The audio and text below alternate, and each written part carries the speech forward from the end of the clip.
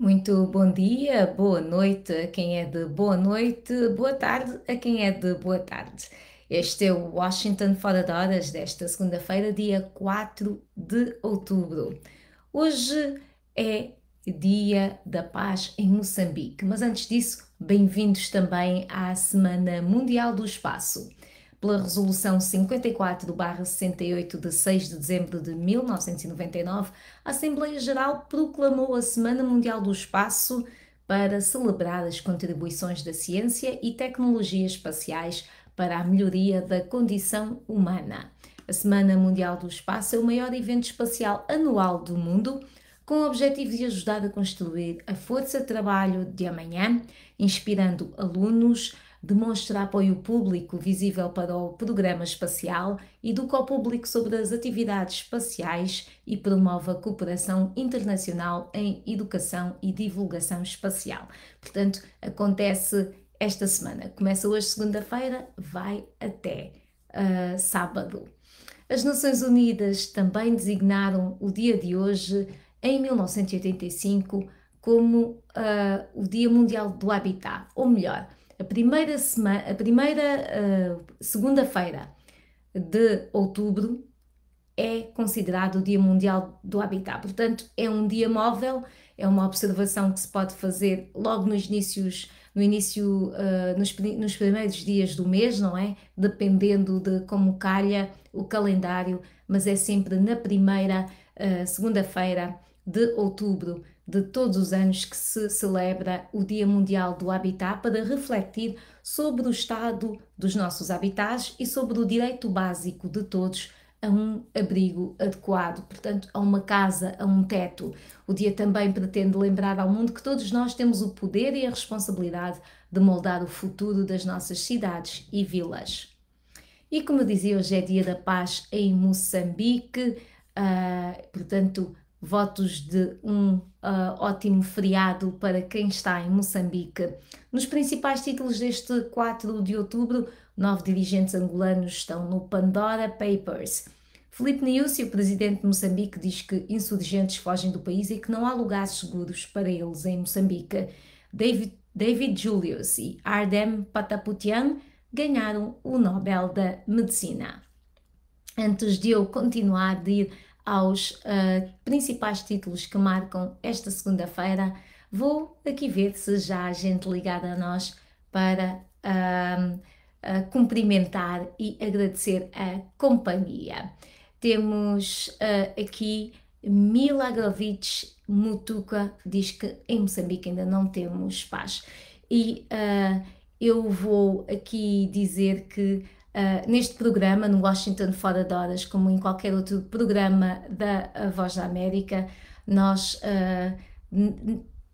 não aprovamos o tipo de comentários que o Alexandre Caetano está a deixar, pelo que, como deve imaginar, nós não vamos então permitir que esse comentário fique aqui no nosso programa. Continuando, vamos então aos títulos que marcam a nossa segunda-feira. Vamos ao desenvolvimento das notícias. 9 angolanos encontram-se na lista de dezenas de políticos e conhecidas personalidades de todo o mundo em contas bancárias em paraísos fiscais ou com propriedades em vários países compradas através de firmas fantasmas, revelam documentos publicados pelo Consórcio Internacional de Jornalistas de Investigação, o ICJ. O nome dos angolanos envolvidos não foi de imediato revelado pelo ICJ, que disse ter tido acesso a milhões de documentos numa gigantesca fuga de informação a que deu o nome de Pandora Papers, mas é de prever que isso venha a acontecer em breve. A salientar que ter contas em bancos no estrangeiro ou possuir empresas que compram propriedades não é por si só um crime, mas pode indicar uso indevido de fundos estatais, fuga aos impostos e outras ilegalidades.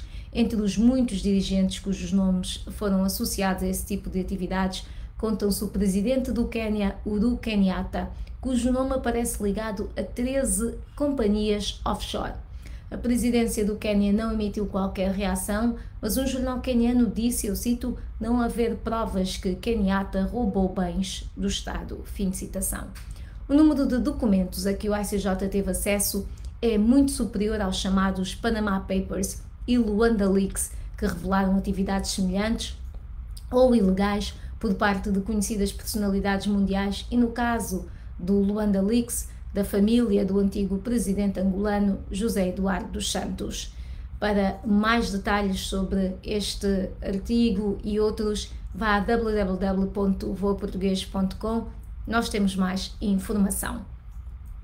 Em relação a Moçambique, o presidente moçambicano abriu mais um capítulo sobre o combate ao terrorismo na província de Cabo Delgado, reiterando a ocorrência de bons resultados operativos das missões conjuntas entre o Exército Nacional e os parceiros do Ruanda e da Comunidade para o Desenvolvimento da África Austral, a SADC. Ao falar nesta segunda-feira, em que o país celebra o Dia da Paz, que marca a passagem dos 29 anos dos Acordos de Roma, Filipe Nyusi disse que os líderes dos insurgentes estão em debandada como resultado das ofensivas das forças conjuntas. Os combates que continuam a acontecer fazem com que o inimigo não encontre um espaço permanente. A destruição das bases de Mbao e Sire 1 e Sire 2, de entre outras, faz com que o inimigo não esteja nesses pontos onde se escondia. Temos a certeza de que há dirigentes ou líderes dessas forças que estão a fugir, incluindo para fora do país, disse Filipe Nyusi. Perante esta situação, Nyusi lançou uma exortação aos recrutas que se aliaram aos insurgentes para abandonarem as fileiras.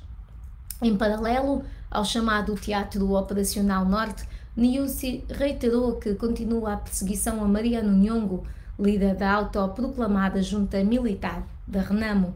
Por outro lado, a troika da SADC, para questões de paz, política e segurança, reúne-se amanhã na cidade sul-africana de Pretória para avaliar a missão das tropas regionais em Cabo Delgado. A reunião foi anunciada por Filipe Nyusi e vai acontecer quando falta um mês para o fim do período inicial para o qual foi enviado. Portanto, amanhã há uma reunião na África do Sul da troika para avaliar exatamente esta situação em Cabo Delgado. Antes de continuar com o desenvolvimento das notícias, vou ler aqui mais comentários. Temos Félix Coluana Nhar, ele está em Moçambique e ele diz: em Moçambique/África jamais haverá paz enquanto os políticos continuarem a ser egoístas. Sebastião Domingos Simão, ele que é um Washington foradense assíduo, deseja aqui paz em todo o mundo e nada melhor do que hoje, dia 4 de outubro, Dia da Paz em Moçambique, para deixar esses votos de paz realmente, para reiterar aqui mais uma vez essa necessidade de paz em Moçambique e no mundo inteiro. E ele deixa aqui também votos de boa segunda-feira abençoada para todos. Muito obrigada ao Sebastião Domingos Simão e também pela sua companhia de sempre. Sou povo capitão, Dia Mundial do Habitat. Tenham pena dos angolanos, vivemos muito mal em todo o terreno de Angola, creio que é isso que ele diz. Sem a justiça, o governo saqueia a economia do povo, muito triste, diz então aqui Sou povo capitão. Vou então continuar com o desenvolvimento das notícias. Vamos voltar a Angola. O governador da província angolana do Cubango, Júlio Bessa, ameaça abrir um processo judicial para responsabilização do jornalista William Toné por alegadamente não ter respeitado o princípio do contraditório na matéria relativa ao mais recente escândalo milionário que envolve o seu consulado. Júlio Bessa acusa o jornalista de ter interpretado de forma grosseira e maliciosa o conteúdo de um documento que afirma ter sido surrupiado ilegalmente da secretaria do seu governo. Em causa está a recente denúncia feita pelo jornalista sobre a validação pelo governo provincial do Cubango de uma dívida de 627 milhões de dólares a favor de uma empresa até então desconhecida na província.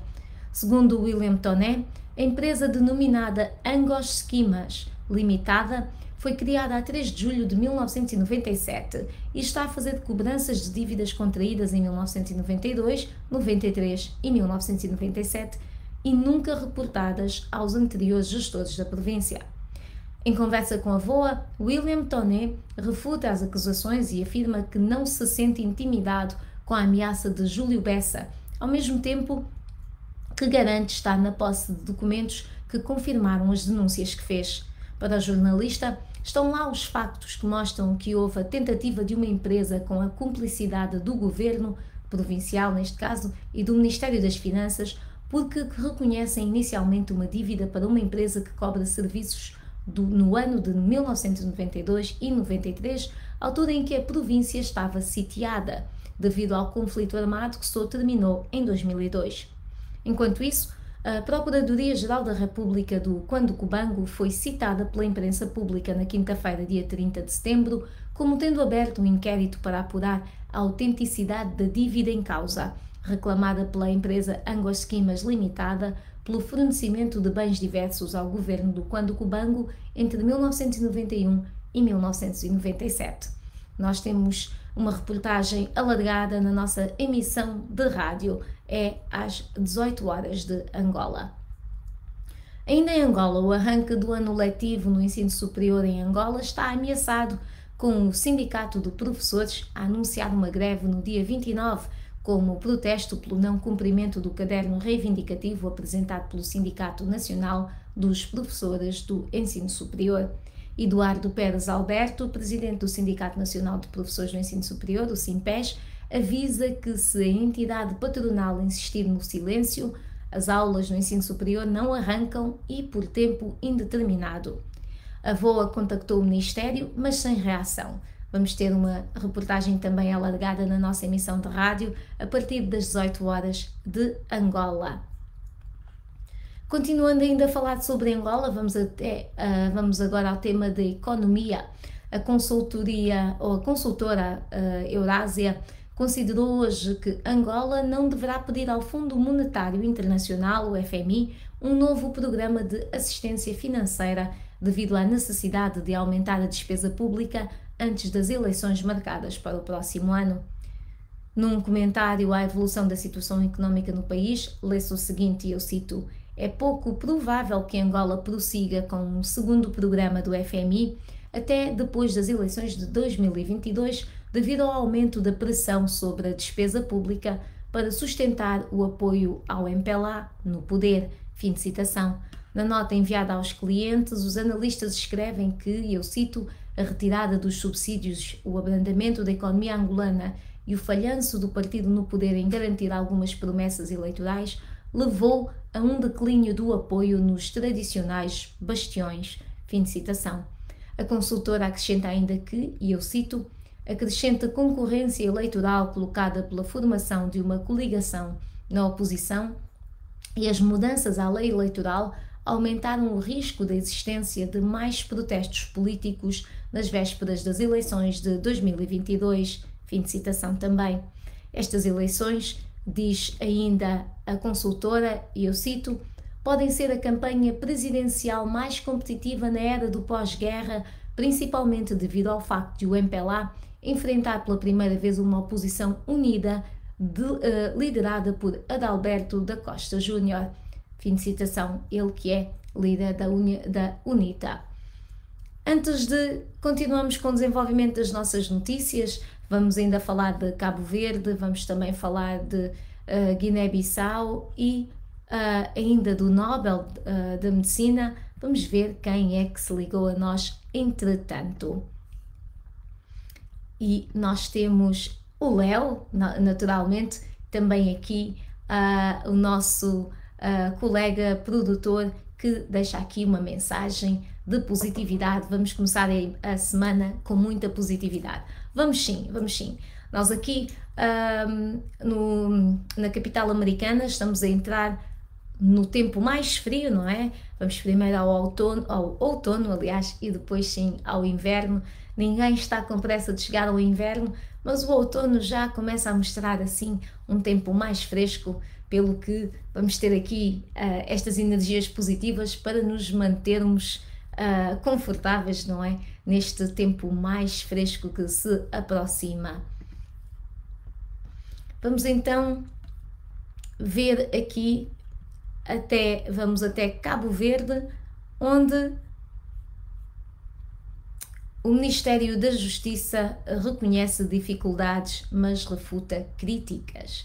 O Ministério Público, no seu relatório relativo ao ano judicial 2020-21, reconhece que a morosidade e elevada pendência processual continuam a ser o calcanhar de Aquiles da Justiça. O documento reconhece ainda que erros e falhas podem ocorrer, mas diz que essas máculas não podem servir de pretexto para ataques injustos e radicalizados.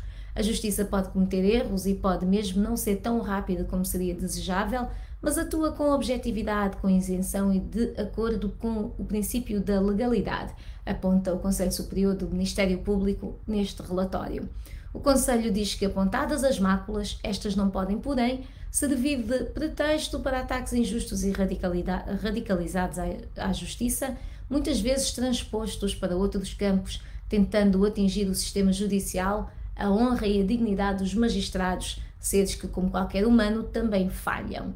Defende aqui o Conselho Superior do Ministério Público em relação às críticas feitas ao Ministério da Justiça. Na mesma linha, o Ministério Público argumenta que a prestação de contas que deve ser feita nos termos da lei, sem pressões, sem imposições e sem cobranças injustas. Em números, o Ministério Público diz que houve um aumento de produtividade na ordem dos 5,8% comparativamente ao ano judicial de 2019-2020. Foram encerrados mais processos crime do que os registados como novos em quase todas as procuradorias e a diminuição da pendência foi de 9%. No último ano, a Justiça tem sido um dos setores mais criticados em Cabo Verde, com denúncias de corrupção, com muitas marchas e protestos. O presidente guineense Umaru Sissoko Embalo disse ontem que o seu país tenha proposto que São Tomé e Príncipe assumisse a presidência da Comunidade dos Países de Língua Portuguesa, CPLP, e disse ter reservas quanto a este tema. Portanto, aliás, o presidente negou que tenha proposto que São Tomé e Príncipe assumisse a presidência da CPLP. E Umaru Sissoko Embalo disse, e eu cito, eu vi declarações veiculadas que não correspondem à verdade. Isto quando ele estava no aeroporto do São Tomé e Príncipe, ou de São Tomé, antes de partir para a Guiné-Bissau, depois de assistir à posse do novo chefe de Estado de São Tomé e Príncipe, Carlos Villanova. O presidente da Guiné-Bissau acrescentou que falou na sexta-feira com um representante do Brasil e que a posição deles também é de reserva em relação à decisão de São Tomé assumir ou não a presidência da CPLP. E isto, diz Umaru Sissoko Embalo, porque há regras, há problemas das cotas e outros. Questionado pela imprensa sobre se deveria ser a Guiné-Bissau a assumir a presidência rotativa da CPLP em 2023, Embalo disse que Bissau tem o mesmo direito de Portugal, Brasil, São Tomé, Cabo Verde e todos os outros países membros da CPLP. Recorde-se que, a 24 de setembro, o ministro dos Negócios Estrangeiros de Portugal, Augusto Santos Silva, declarou como uma boa notícia o acordo que se obteve durante uma reunião informal dos ministros da CPLP em Nova Iorque, de que a presidência da organização lusófona ficará a cargo do São Tomé e Príncipe após o mandato atual de Angola. O governo angolano também confirmou o acordo. No entanto, como dizia aqui o início do nosso artigo, o presidente Umaru Sissoko Embalo nega ter endossado a presidência da CPLP a São Tomé e Príncipe.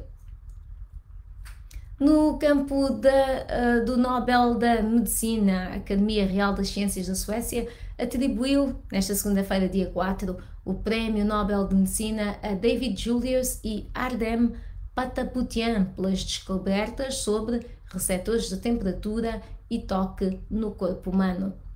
De acordo com o anúncio da Academia, as descobertas explicaram como o calor, o frio e o toque podem iniciar sinais no nosso sistema nervoso.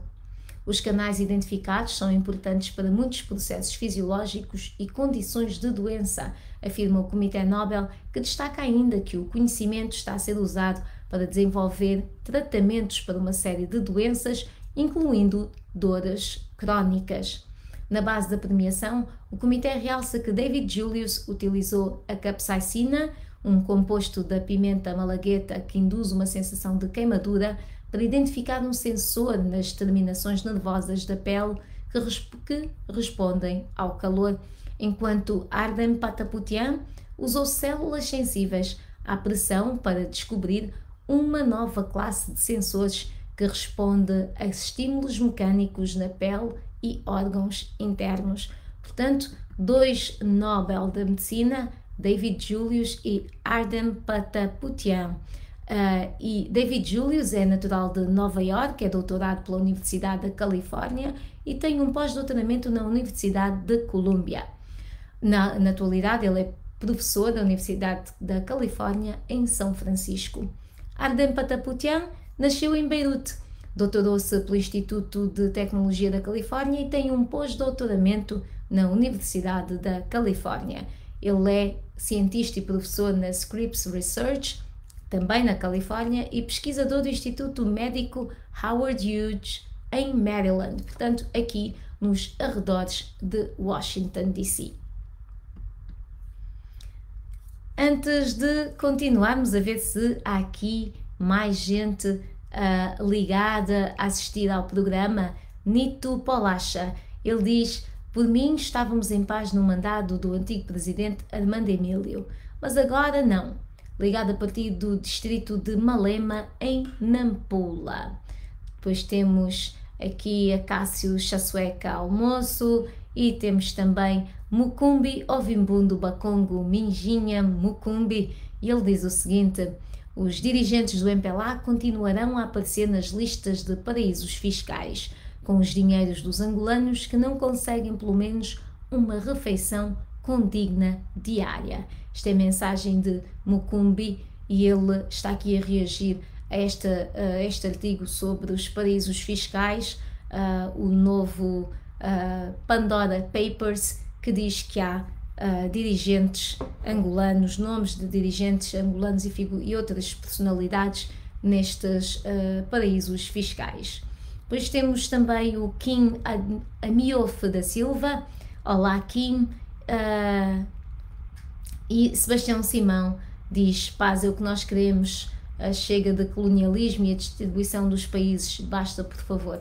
Portanto, aqui mais uma mensagem de Sebastião Domingos Simão, que bate sempre nesta tecla tão importante que é paz no mundo inteiro. Estamos quase a chegar ao fim do nosso programa, mas vocês já sabem, há sempre aqui um trending, não é? Há aqui sempre este pequeno momento em que partilhamos o que é que está popular nas redes sociais, a esta hora, naturalmente, porque isto está sempre a rolar, e também no nosso website. Neste momento, o artigo mais lido no website da VOA, www.voaportugues.com, é relativo à condenação de um professor em Angola por abuso sexual a uma menina. Líderes sindicais da educação na região sul de Angola solidarizaram-se com a recente condenação a 8 anos de prisão ao professor da província do Cunene por abuso sexual a uma menina. Podem ler aqui mais sobre esse assunto. É de facto uma situação triste, mas este professor foi levado à justiça. E como sabem, todas as semanas temos o nosso programa de saúde, o Saúde em Foco. Se quiser participar no programa, envie o seu nome e número para o WhatsApp da VOA. É mais 202-251-9466. Mais 202-251-9466. Na semana passada falamos com sobreviventes de cancro, a escritora moçambicana Sónia Sultuane e o chefe da redação da VOA Português, portanto, aqui o nosso chefe de redação, Álvaro Lúger Andrade, e eles partilharam o que viveram durante as suas lutas contra o cancro. Se perdeu o programa ou se acha que é algo que vale a pena partilhar com outras pessoas, que eu acho que é, aqui está, deixo também o link. E no Facebook, o post mais popular desta segunda-feira, a esta hora naturalmente, pertence a Barack Obama. Ele partilhou uma fotografia com Michelle Obama para dizer ao mundo que ontem foi uma data especial. O antigo presidente americano e a ex-primeira-dama celebraram a 3 de outubro 29 anos de casados. E no Instagram, o post com mais gostos e comentários pertence à cantora Billie Eilish. A jovem cantora esteve em palco no dia 2 de outubro e as fotos que partilhou do concerto estão a conquistar os fãs, tendo já mais de 6 milhões de gostos. É verdade, isto aqui é que é saber ser popular. E no YouTube, o vídeo da música de Jenny 69, La 69, é o vídeo mais visto desde que estreou na plataforma a 1 de outubro. Com 3 dias a rolar, La 69 já alcançou mais de 2 milhões de visualizações. No entanto, tem mais reações negativas do que positivas. 138 mil contra e 35 mil a favor. Jenny 69 é Jennifer Ruiz, uma influencer de beleza e também guru de moda. Talvez seja por isso que na música ela não se esteja a dar tão bem, mas ainda assim 2 milhões de visualizações é muita fruta. Pois bem, nós chegamos assim ao fim do nosso Washington Fora de Horas deste dia 4 de outubro.